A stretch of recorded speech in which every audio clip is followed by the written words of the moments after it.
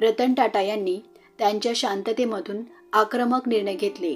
त्यांनी Tata T, Tata salt, Tata Motors, Tata steel, Tata chemicals, Tata global, Tata coffee, Tata communication आणि Tata sky यासारख्या कंपन्या एकत्रित केल्या आणि टाटा ग्रुपला एक संथ रूप दिलं.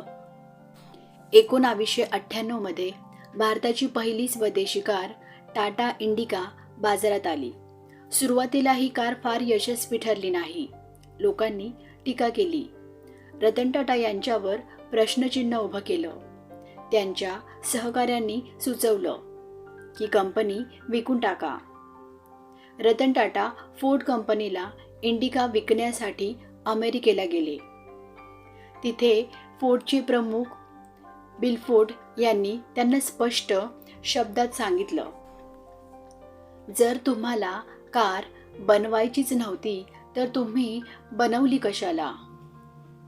आम्ही तुमच्यावर उपकार करतोय ही कंपनी खरेदी करून. त्या क्षणी रतन टाटा शांत राहिले, उत्तर दिलं नाही. भारतात परत आले आणि मग घेतला एक निश्चय, ही कार यशस्वी करणारच. पुढच्या काही वर्षातच इंडिकाने बाजारात जागा निर्माण केली आणि 2008 मध्ये टाटा इंडिकाने फोर्डची लँड रोवर कंपनी विकत घेतली, तीही नफा देऊन.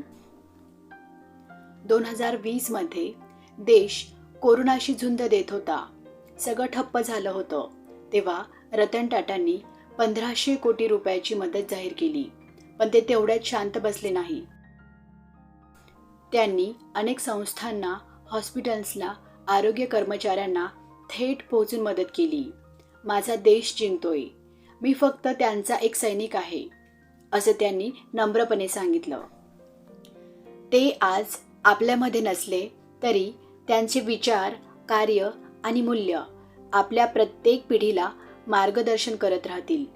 कारण रतन टाटा केवळ एक उद्योजक नव्हते, ते एक जबाबदार आणि दिलदार भारतीयाचं उत्तम उदाहरण होतं. अशा महान व्यक्तीला मनापासून आदरांजली.